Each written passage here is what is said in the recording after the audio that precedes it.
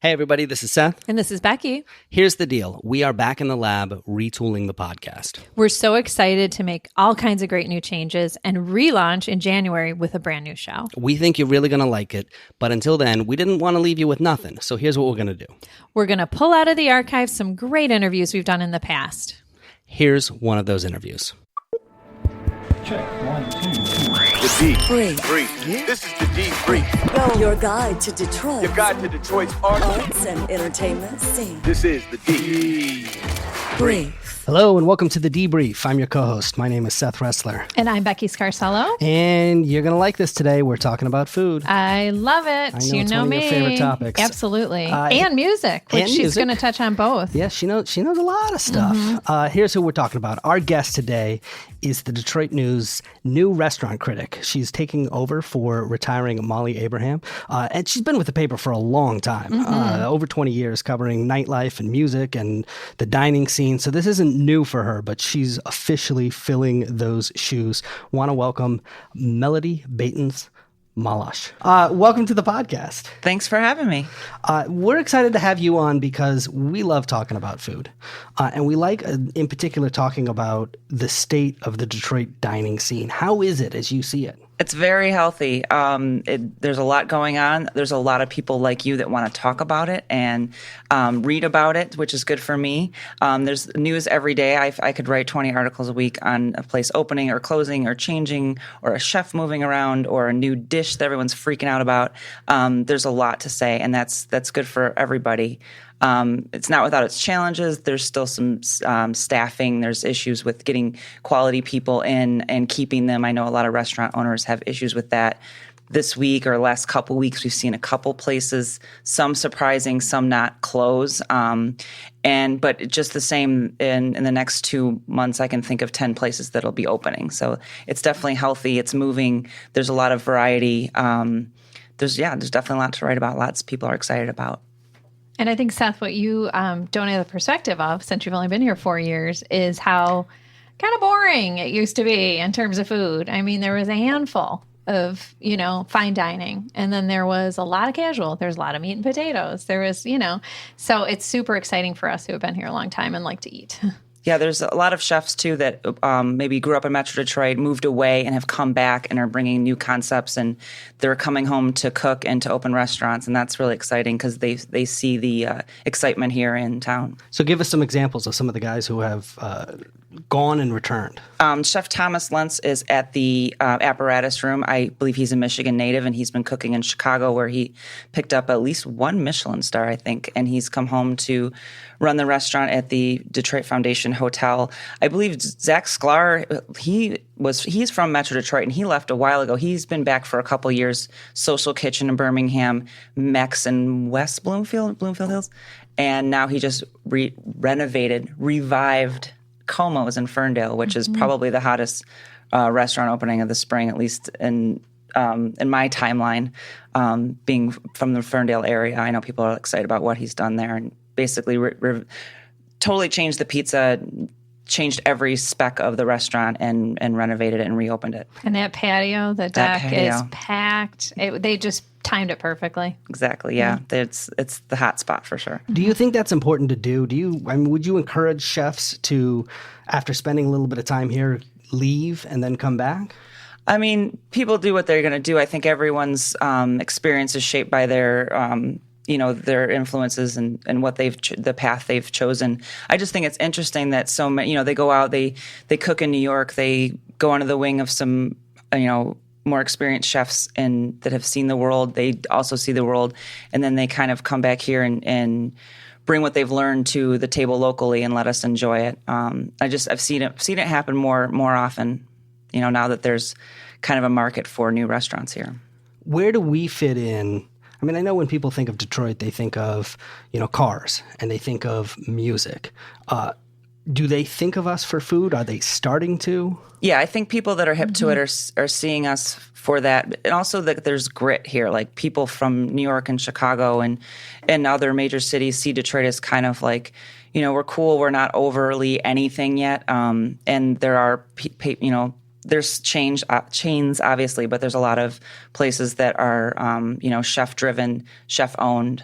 and they respond to that. I think they think that's cool. They like it. I think we've heard from a couple of chefs we've talked to too that they feel like they can make a stamp here that they couldn't in other cities. Like if there's a cuisine that we're missing or a concept that we're missing, they can come in for less expensive to get something started and really be a signature place. Right. Where they might get lost in, say, New York or... Exactly. Yeah. And you've got people like us, like journalists and people that like to eat and everyone in between who want to cater to them and want to learn about, it's not just like another drop in the bucket, like you said. They can stand out here. And we're rooting for them, I think. In a lot of Yes, ways. I mean, yes, I remember last week we were talking about, what was it, Nepalese dumplings going into the shipping company. Which, that's just something We that had never heard of momos, really. Yeah, I never had a Nepalese. Have you ever had a Nepalese dumpling? No, I went there and they weren't open yet. You were too early. I went there and they were closed. I think they were closed Tuesdays and Wednesdays or something. I was there on the wrong day and I was darn. like, okay, well, I'll be back. I will come back. Yeah. But yeah, people get excited. They want to be the first to try it, put it on their Instagram, tell their friends. Everyone's kind of a mini critic or a mini reporter about food. They love to share. And I think with social media, all the new kinds of social media too, food is a huge star in that. And it's helpful to me, if someone who wants to stay on top of everything, to have people going out there and taking photos. Because a lot of times I'll see something not from the restaurant, but from someone in my news feed or someone that reposted someone else reposted, and it gets around that way. So you've been doing this for a while. How has that changed your job? Things like Instagram, things like food blogs. Social media is a source, so long as it's coming from the official page, they don't have to always have a press release or a publicist calling me on the telephone. You can send emails, tag me in a post. I get tagged in posts all the time, and it's like, oh, that's useful information. I'm going to write about that or put that on my list or, check that out, download that photo and save it for later, things like that.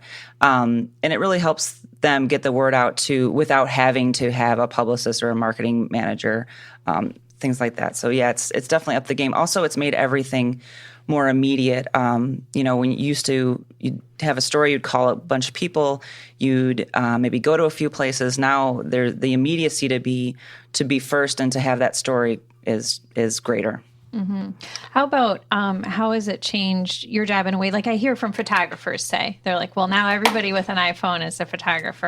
And, so now everybody's a food critic. Right. So how do you feel about that? I think it's great. I think that people want to share their opinion, and I think it's important to get people's, their feedback. I love hearing from readers. I love it when they say, thank you so much. This is a great article. This helped me make my decision of where to eat for dinner. I love it when they tell me I'm wrong and that they think, XYZ instead of ABC. I appreciate that back and forth. I hate it when people tell me wrong. I don't tend to like that, but And I you're get right. what you're saying though. Yeah. The conversation. Yes. And it's more interactive. I've interacted with readers way more via social media than I ever did because want to always call a reporter. That's kind of unless you've got something you really want to say to them strongly. It's I get a lot more emails than I used to, and I appreciate that back and forth. And like you said about iPhones and photographers, like I take a lot of my own photos as well, a lot of videos. So even reporters have become photographers, and we try to help the photo staff. If I know I can take a good shot, I'll save those resources for a more in-depth story. Oh, nice. Yeah. So what are we still missing in this city? What would you like to see come in? I would like to see, we only have one Filipino restaurant in the city of Detroit. I'd like to see more of that type of cuisine. I would like to see more of this kind of the chefs that are in food trucks that are maybe making cuisine from their background get the funding to open a brick and mortar. I always want more tacos. I always want more barbecue. I do think we're having a dumpling moment right now, which I'm excited about. I was just in New York City, and I had Vanessa's Dumplings, which is a chain there, and it was quick and cheap and delicious, and they were everywhere, and I want more of that here. I think that's a really good point. Like I know Louisiana Creole Kitchen, they just won a big a pitch competition, and they want to be the Chipotle of Cajun food. That's a great idea. And so that concept of other foods is really cool. So I like where you're going with that. Yeah. Now, let's talk about your career there at Detroit News, because you've been there for quite a while, doing various things. How did you get started there? And I started when I was a small child. I wandered into the newsroom. No, I'm kidding. I have been there for wow, what a a while. story. I was kind of a teenage blogger, entertainment blogger, and I got I knew someone that knew someone. They were looking for basically someone to do the entertainment calendar at the Detroit News. And I wasn't old enough to get in a lot of clubs yet, but I played in a couple bands, had been for a couple years. And What do you play? Guitar, bass, both either, depending on the year, depending on the band. You still play? Yeah, I played a show in Toronto just last month with very one of my cool. bands. Yep. So yeah, I've been doing that, and that kind of led to doing the entertainment calendar there. So I was hired at the News for that, and right away, almost, I started writing briefs. I did a local band column called Band of the Week. Super creative name, I know, but I did that for years, and that with playing with local musicians and being in the scene, I had my hands in that and could find a bunch of different artists to write about in Spotlight, and then that just led to more writing. I started writing about bars and cocktails and clubs and things like that, and then that gradually evolved into restaurants. And I've been kind of on the restaurant beat since, in the 2000s, Detroit music, Detroit rock and roll was huge. Garage rock was big. The White Stripes were breaking. Eminem was breaking. Kid Rock was breaking. So there was a lot of focus on the Detroit music scene, and I kind of supported the reporters, the music critic, with covering that scene. And then that has kind of waned. Restaurants became the big thing. So I started focusing on that and writing more and kind of supporting, the restaurant critic and covering, all the news of restaurants and bars. And here we are today, and that's the full-time gig for me. So this is kind of a natural evolution for you in a lot of ways. Yeah, I mean, and like you said, everyone's interested in food. Everyone needs to eat, but not everyone's interested in restaurants. But there's something for everyone out there, and it's a very popular topic. It's something people like to read about, and it's something I like. I just like to let readers know, like, here's a place that might be in your neighborhood, or maybe a neighborhood you want to go to. Here's what you need to know. Here's what I thought of the food, but here's more information so you can make your own decision and decide if you want to spend your $20, $30, $200 there or whatever it is. But we are also living in a world now, which I don't feel like we were 10 or 15 years ago, where chefs are rock stars. Absolutely. I mean, we sort of hit a point where more people would know Anthony Bourdain if you walk down the street than would know the lead singer of Linkin Park. I don't know why I use the two examples of people who are no longer alive. But you know what I mean. If they saw the ghost of one, they would recognize it. If they saw the ghost of the other, they would. Maybe not. You know what I mean? Like, yes. Well, and down to the tattoos. Like, they look like rock stars. Yes. They do. It's a very much punk rock, do your own thing, muscle your way in, and, just kind of buck the trends and get in there. It's a similar attitude for sure. And I think there's a lot of crossover as well. Yeah. What about women? There's some women in town that are doing. There's a lot of women chefs in Detroit that are doing amazing things. The women at Folk, Kate Williams from Lady of the House, Chef Gabby at Lumen. There's as many, if not more, doing some. And sometimes on a smaller scale as well. Like pop-ups and cafes, things like that. There's women are. I think. Well, they always say this is the year of the woman, so I'm not going to say that. But there's plenty of ladies in Detroit doing awesome things. I love reading about them, and I love writing about them, and interviewing them, and eating their food. It's great. So it sounds like this is somewhat of a dream job for you, right? I'm extremely lucky. Yes. So will this increase the amount of meals you eat out? And what's your day-to-day work life like? I started running in October because I saw this coming, and I knew that I needed to do something because I was going to be eating a lot of very good food. But I only do a couple reviews a month, so I'll go to the restaurant a couple times and focus on that. But there's a lot of, media tastings, and there's just something like, ooh, this opened, I want to go try that. So, I try not to get too crazy with it. But I have started. I saw a tweet. It turns out that you and I have the same Planet Fitness. Oh, yeah. I pay them and don't go. But that's the one that I feel guilty about not going to, is the same location. Yeah. Oh, funny. I got to stop there every once in a while. It's getting too hot to run outside. Oh, yes. It is. Yes, But the gym, sorry, gym's boring. Sorry, Planet Fitness. It is. It's boring. It is. Talk a little bit, you touched on this earlier, talk about finding qualified staff in the restaurant industry. And is that an issue here in Detroit? Yes. The chefs I've talked to and the restaurant owners I've talked to, they have the ones that are really on top of it and have been around for a while, they don't have a lot of turnover. People stay there. I think people that are in the industry are always looking for, they want to work at the new spot, they want to work at the cool spot, they want to make money, they want to be treated well, there's a big problem with mental health. These are long hours on your feet, very demanding. You're working with a lot of different people, you're working with customers. There's a lot of challenges in the industry, and I hear it all the time, and I always hear people hiring. People, looking for a new job and restaurants that are hiring. And people say, who's hiring? And the comments are always, everybody. Everybody's hiring. So what do we need here? Do we need a culinary school? Do we need service training? It's a good question. I think there's definitely this. The culinary schools are here. There's a couple good ones around here. I think that, we need an economic downturn.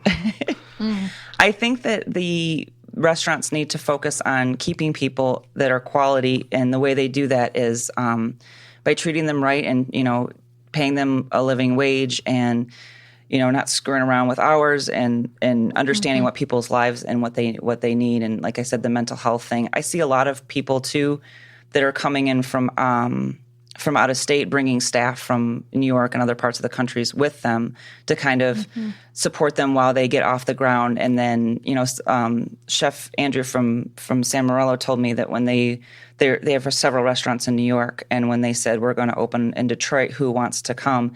A bunch of people were like, we want to come to Detroit and work there and bring our families there and move there and buy a house there or rent an apartment there. That's what you can do. You can buy a house here. You can. I think that's going to be the attraction, is maybe people who work in the industry who aren't happy in other towns might come here and find that they are maybe the bigger fish in this pond, because they have so much more experience in fine dining, and they can find maybe a more affordable place to live than other spots of the country. Is that a good thing for us or not? It's a weird thing. Yeah, it's like you don't want to cut out people that are already here trying to make it. And you don't want to say that Detroit restaurant workers aren't sophisticated enough, because they certainly are.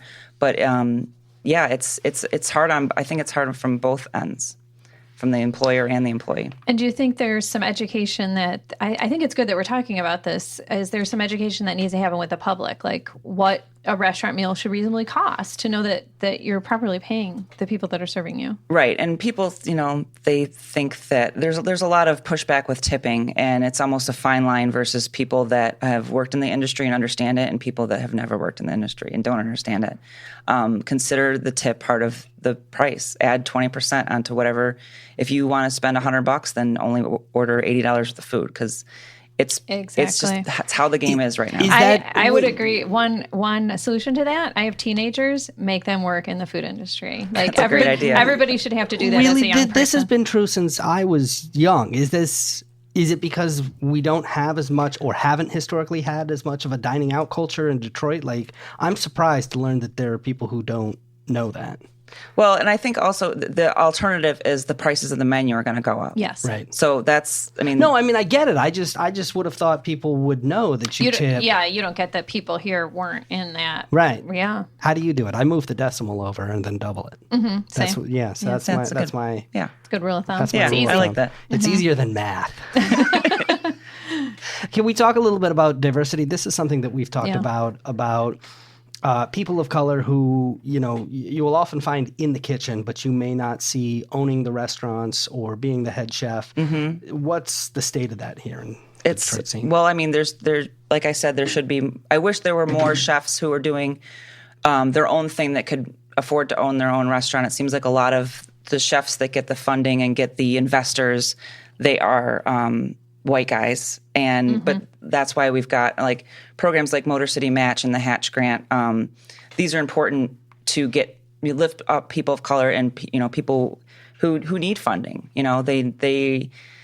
It's said that people of color get less lines of credit, and we're missing out on a lot. And if we don't help them, lift them up, go to their pop-ups, go to their food truck, pay attention to them, follow them on Instagram, just try to.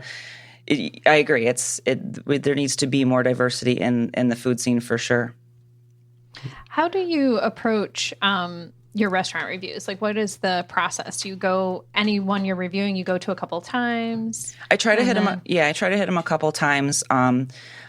and I try to pick places that are in different. I've only done like 4 so far, but in all of my writing, whether it's just a feature or a review, different areas of town, different types of cuisine, different price points, different demographics, different types of chefs. The casual bohemian chick versus the buttoned up, chef's coat guy. Just try to get as many different places because there's people want to read about different things. Also, find places that haven't been saturated in the media which is hard because there's so many great food writers in town, and we're all fighting to get that cool scoop or that place that no one's written about yet. And that's really what I go for, is just try to find someone that deserves a light to put on them or something that's interesting that people might want to know about that they don't yet. Do people know that you're coming? I mean, do they recognize you? No. Unless if it's for a feature, if it's a news thing and I'm like, they're trying to promote something or we're trying to, if it's a straight up review, I just go there and then afterwards I tell them I was there and I talked to them. And is it that they don't recognize you because you're new in this role, or is it? I mean, it's because there used to be a time when restaurant reviewers were anonymous, right? Like those days are gone. That's gone. I mean, I think that when I come into a restaurant, people are focused on running their restaurant or serving. Nobody is paying attention. No one's expecting me. No one's paying attention. I don't think. I mean, it seems that way, like when you think about the role, but honestly.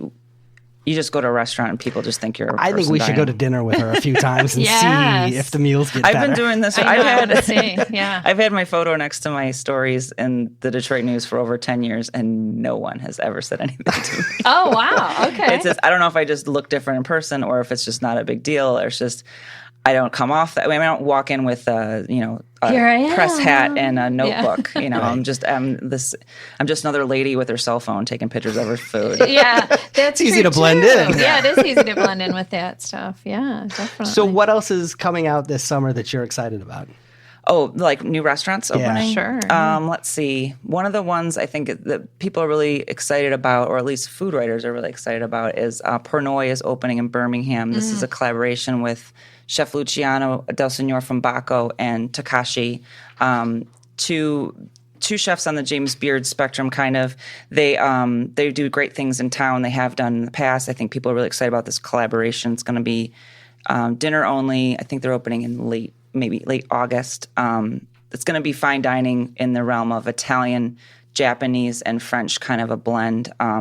Really excited to see what they do here. I know Guerrilla Foods is opening a carry-out place on Woodward in Palmer Park area, where that Bread Basket used to be, the Bread Basket Cafe. I'm really excited to see what she does there. It's going to be carry-out only, but very health-conscious and ecological, very thoughtful food. Mm-hmm. Yeah. Are there any types of food you don't like? I don't like tomatoes. What? Really? I think tomatoes are an ingredient, not a food. Like, they go in other things. Oh, you don't want a plate of sliced tomatoes? I don't want to. Yeah. Caprese salad's off the list for you. Yeah. I'll eat the cheese. Wow. Yeah, literally, and I will eat tomatoes, and I've enjoyed tomatoes, but when I'm eating for myself, I always just... That's a pretty big... Yeah. What is it for you? What don't you... The only thing I don't like is olives. Oh. So I like black olives, varied. but not green olives. I can't do green olives. Yeah, no, I don't like olives. Pretty much anything else I'll eat. And then black licorice is the other thing. I don't really like that either. Nobody likes You can easily avoid that, though. Right. Yeah, as far as cuisines, though, I'll try anything. Nice. Especially if I haven't tried it. I think it's more exciting that way. Mm-hmm. Well, let's talk about something besides food for a moment, because that's not your only role. You are also the co-owner of Smalls in Hamtramck. Yep. Tell us a little bit, for somebody who's never been to Smalls. Yeah, love that. What's the story of that place? Smalls is celebrating 20 years at the end of the summer. I've been there for about 10, and it started as like kind of this divey martini bar, and then evolved to a rock club, and then now we're kind of a half rock club, half nightclub. We do a goth night, an 80s night. We do live comedy.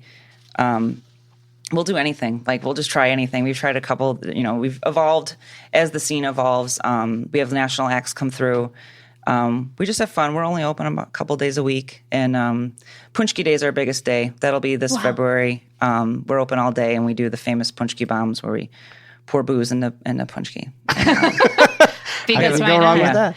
I'm a big fan of the Thirst Wave nights. Oh, nice. Yeah, that's one of our longstanding club nights. It's like super cheap to get. It's like $3. I think it's free before 10. Great drink specials. Lots of 80s dancing. We got the lights and the fog machine and everything going. It's and a nice. super good people watching. And Yeah, it's hanging great. Out. Yeah, I love our dance nights, especially Thirst Wave and the goth nights. Super fun. And we've just we started doing those, evolving from, there's so many great rock clubs. There's so many great places for local bands to play that we just, to stay above the fray, you've got to just, be flexible. And What's the Have best your show unique you've thing. seen in the club? oof, it's hard to say. I mean, one time Alkaline Trio played a kind of a last minute show. That was amazing. We've had Eagles of Death Metal a couple times. I think my favorite show this year might have been Lucifer, a European metal band that came through, and they were super fun, super cool. I love Super Suckers come once a year. They're one of my favorite bands. I love the live rock and roll shows. There. What do you play in your band? What kind of music? The band I'm in right now is called Betty Cooper. We're kind of a 90s girl rock, kind of Belly, Veruca Salt, kind of. Oh, I love that stuff. Nice, me too. Very quiet, Letters very to loud. Cleo, yeah. Lots of harmonies. Where can we hear you? Or We will play a show probably before the end of the year. We only play once or twice a year. Oh, okay. It's kind of like No album, nothing on SoundCloud? we've got we're on Bandcamp. So if you search Betty Cooper on Bandcamp, our album, we've got an album and an EP out. And your husband's a musician as well. Yep, my husband Dave is one of the guitar players in the Electric Six. Oh, very cool. Yeah, Legends. we have fun. Wow, good. All right, Melody, you ready to play a little game? Sure. Here we go. We're going to ask you for some rapid fire recommendations. Just tell us the first thing that comes to mind. Starting with this. Do you have a favorite ethnic food shop in the Metro Detroit area? Ethnic food is a very wide term. The first thing that comes to mind is a place I pass all the time on the way to Smalls is the Balkan House in Hamtramck. They are having a moment because their doner kebab is delicious. Everyone's obsessed with it. It's kind of Turkish by way of Germany or German by way of Turkey. No, first way. Super delicious shaved meat in a pita with this great sauce on top. I love it, and it's the best $9 you can spend in Hamtramck probably. Nice. Perfect. So, if you could have lunch, okay, with any Detroiter, dead or alive, who would you choose and why? That's a crazy question. That's such a good question. I'm stalling while I think. Yeah, I'm glad you like it. Diana Ross keeps popping up in my head because she would be such a treat to have lunch with. And I feel like it would be cool just to talk to her. And she's such a Detroit lady, like such a, Motown queen. Mm-hmm. Yeah. Along a similar line, if you could jam with any Detroit musician, who would it be? That is a great question. I would like to play with Jack White. I know that's it's so obvious, but maybe it's not. I don't know. I like his music. I know that he left town, and some people were miffed about that, but I've always liked him. I've always liked the White Stripes and his solo stuff, the Raconteurs, all that stuff. I think that the fact that he came back and opened the Third Man here with a record pressing plant is super cool. What's your favorite Faygo flavor? Cola. And I know that's boring. I don't care.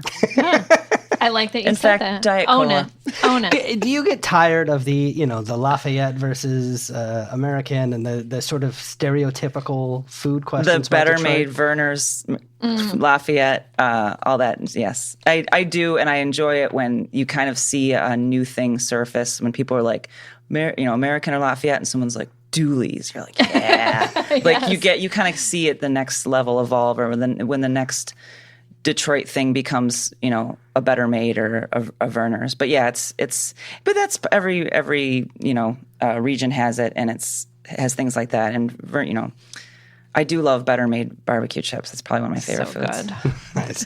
How about this? I know you've been married for about 9 years now. I think so. Yeah, 2019. Yep. Congratulations. What is the best local place to go for a bachelorette party? That's a good question. I like, I like Greektown to be, it's maybe not an original answer, but I think that there's a lot of different things to do there. It's still a classic kind of Detroit spot.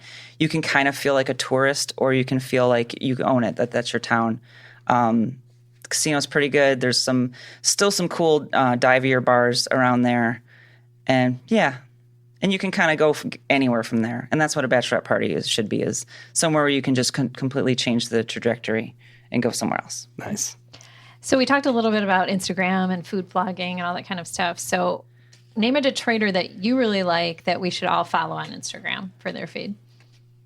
The chef and owner of Lee Culture Cafe has the coolest Instagram. Not only does he post his stuff from the restaurant, but he's got a ton of followers, and it's just a really cool, popular feed.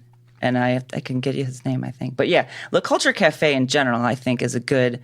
They got a great Instagram because their food is always like cheesy lobster, fresh out of the oven, Yeah, so pasta. it's got gravy Ooh, and sauce. So Yeah, I've seen it. It's a really good one. It's pretty yeah. mouthwatering. Yeah. A good one. I'm hungry just thinking about it. I know. All right.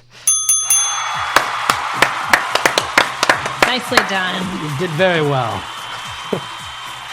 Melody Baetens Malash, thank you so much for joining us. Brand new restaurant critic over at the Detroit News. Where can people read everything that you're writing these days?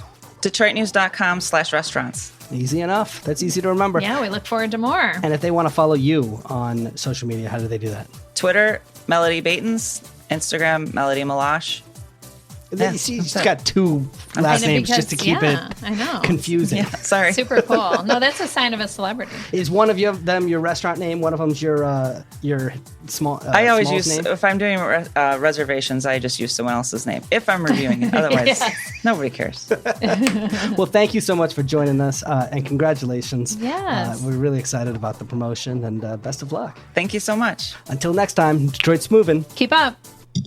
The D Brief. Your guide to Detroit's arts and entertainment scene.